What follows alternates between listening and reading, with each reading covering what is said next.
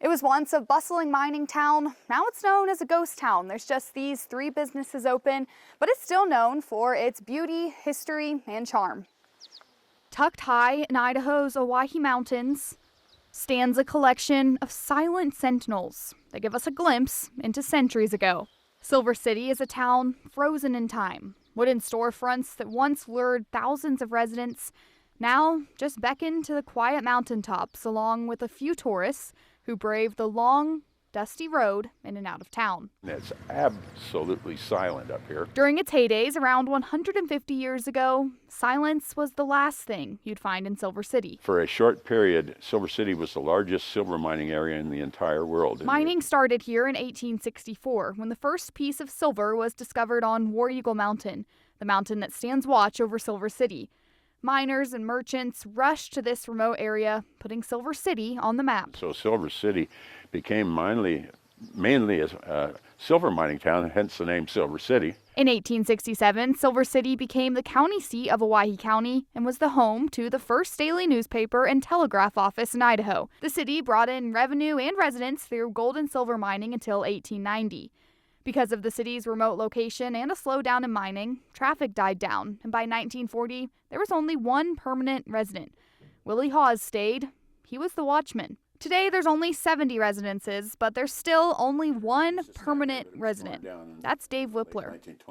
But I've lived in Silver City for the last 46 years. Whippler came to Silver City for the first time with his father and immediately fell in love with it. I thought, gee, it would be neat to have a place up here and live here. He's now known as the Watchman because he is the only one to brave the harsh winters in Silver City.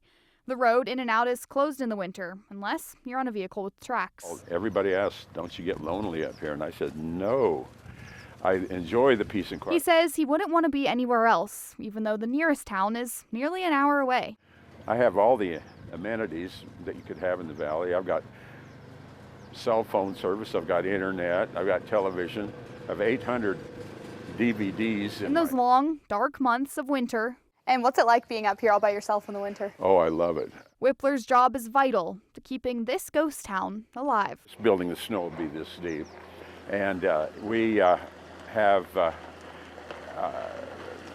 to have somebody up here to check for storm damage. Whippler says despite its reputation and fame, Silver City isn't really a ghost town to him. When people think of Silver City now, they think of it as a ghost town, and it's a little irritating to the people who have places up here because it's never been a true ghost town. He says he's heard stories of ghosts and haunted spirits in town, especially in the Idaho Hotel, but he's never really been affected by them. To him and other locals, it's a town filled with charm and history. And I remember the first day we were here just saying, like, I want to belong to this town. Roberta Whittemore lives in a home that used to store and hide dynamite in Silver City's prime mining days. It's called a powder house. It was built to store dynamite. And so that explains why there's no windows and why the walls are 22 inches thick. She manages one of the 3 remaining businesses in town. She owns the fire and rescue store, selling antiques to make money for the local fire department. It's a real combination of old things, new things. She says she's giving back to a town that has taught her so much. Residents of Silver City, like Birdie and Whippler, say they have one common goal: to protect the silent, weathered buildings still standing guard on War Eagle Mountain. They say Silver City is more than ghost tales and haunted legends. It's a living community, rich in tradition and overflowing with character. I think I can't believe I actually do live here and own this place and get to spend all this time here. I absolutely love it. Now that we're getting so many people from outside Idaho moving up, they're not used to this country and they don't know what to expect, and it's just unreal. Silver City is also listed on the National Register of Historic Places. It's just one of 14 in Owyhee County. For Exploring Idaho, Abby Wilt, Idaho's News Channel 7. We're exploring Idaho today on the main payette, and we have an awesome group that we're going with. Say hi, everyone. We'll take you there with us. You get away from the town pretty quickly, and you're out here in the river environment. The main fork of the Payette River, winding along Highway 55, surges to life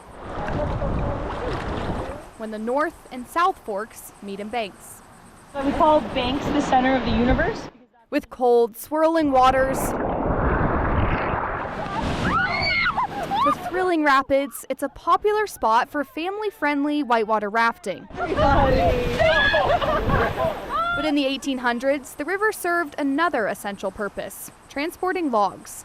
Before logging roads were built, the Payette River was the way to get trees downstream to the mill. Oxen would carry logs to drop points in places like Smith's Ferry and Banks. From there, crews used dories, or wooden boats, to follow logs down the river to the Base Walker sawmill near Emmetsville. That's now known as Emmett.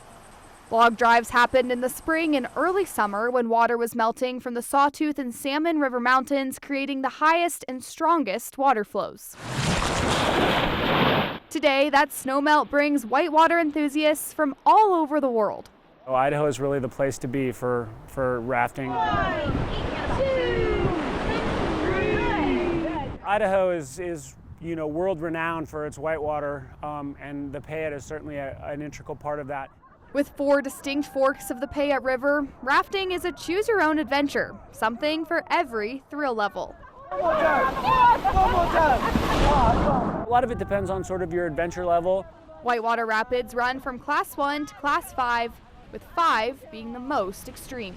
Class 3, fun, splashy, rapids, a little bit shorter, not so intense. So you can paddle through, but you're not going to really likely fall out of the boat. Class 4 are much longer rapids, more maneuvering, more paddling required.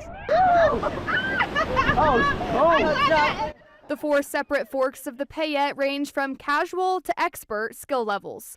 The first half of the North Fork from Cascade to Smith's Ferry goes up to Class 3, but from Smith's Ferry to Banks, it's for experts only, with all Class 4 and 5 rapids. The Middle Fork is the most casual section with no major rapids. It's popular with families who want a beginner-level float north of Crouch. The South Fork from Lowman to Banks goes from intermediate to advanced levels with rapids up to Class 4. The main Payette goes up to Class 3, and the most popular section goes from Banks to Horseshoe Bend.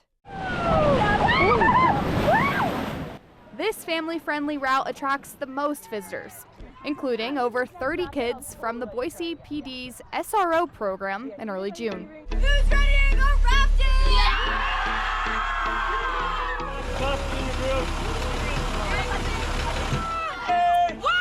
Say hey, you say one, hey! Right-handed. Thank you. You're welcome. Okay, how excited are you guys? We're excited. Sweet, and then you'll sit right here next to this door. The most important part of these forward and backward calls are my 2 captains up front. What is your name, sir? Matt. Matt, what's your name? Justin. Matt and Justin are our captains of the boat. Right, let's go forward 2 times. 1. Nice and steady. 1, 2, 3, 4. Awesome. Up and around this corner, we have our first Class 3 rapid of the day. The first rapid we did, those were Class 2s. Class 3 is going to be the biggest one that we see today. Paddle! Paddle! Paddle!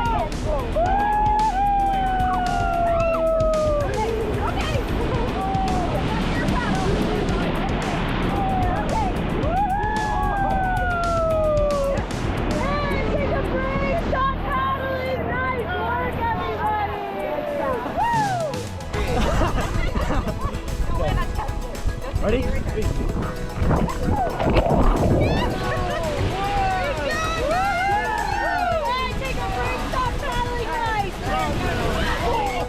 Supporting one another, trusting each other. So make sure that Tegan's in the middle. We gotta equalize the weight here. Really high up on All right, we're gonna see if we can get the biggest splash possible in this next rapid. All forward! 2, 1, 2. Oh yeah! There really is something for everyone here on the Payette. We'll have all of the links on our website of how to do this at ktvb.com. Reporting on the Payette, Abby Wilt, Idaho's News Channel 7.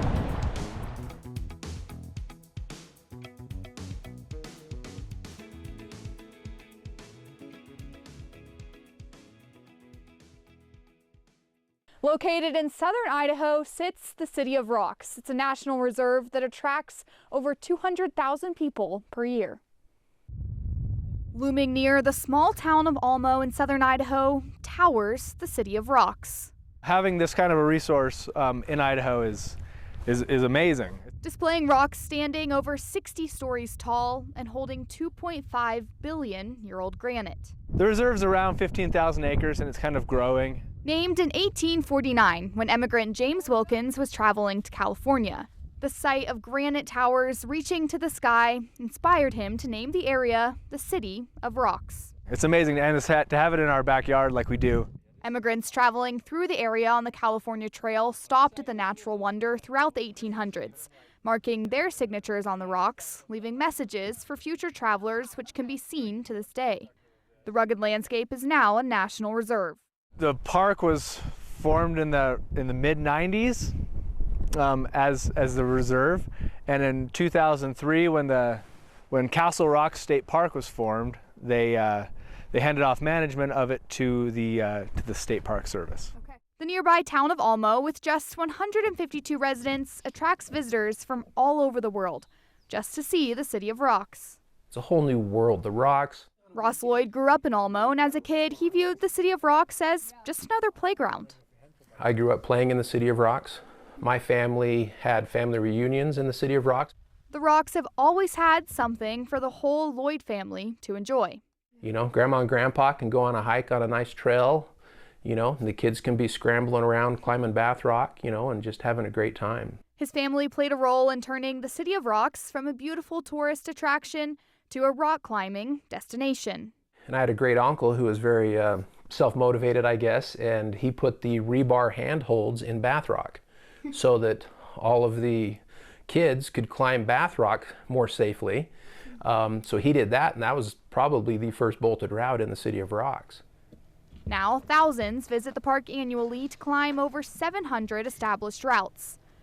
Lloyd is now hoping to help create even more family-friendly climbing routes.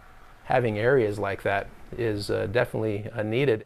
He's become a route developer for the reserve, giving advanced and beginner climbers the opportunity to explore the famous rocks. Looking for new family-friendly climbs, places where people can come from, you know, the gym in Boise and come to the City of Rocks, and all you need, you know, is a rope, your shoes, you know, a harness and some quick draws, and you can go climb. While doing that, he also saw another need. That was a place for campers to stay. I would go out, you know, exploring, hiking, and I noticed all these people just camping on BLM. Not designated sites, no fire rings, no bathrooms. During COVID, Lloyd started City of Rocks RV, a campsite for tourists. Everyone was going camping, and so it was a great time to start. With increasing popularity, 3 years later, another local, Steve Ward, started Camp and Climb, providing more room for visitors to stay. A lot of people coming to visit City of Rocks. It's gotten real popular the last 10 years. There was climbers here last week that stayed here from Australia, and there's some that come from Germany. I've met people from all over the world. I've met some really cool people here. While the locals have seen Almo change from a small, quaint town to a tourist destination, there wasn't very many people coming up in here. Now there's thousands, probably hundreds of thousands of people. They've come together to provide an immersive experience at the City of Rocks. They come from all over the world, really, to come here and climb. So visitors can experience the natural beauty that the Gem State provides. It's amazing to have it in our backyard like we do. To be able to come out and get away from people and get away from town is a fantastic resource. The reserve is open all year long, but the best times to visit are between Memorial Day and Labor Day. Reporting at the City of Rocks, Abby Wilt, Idaho's News Channel 7.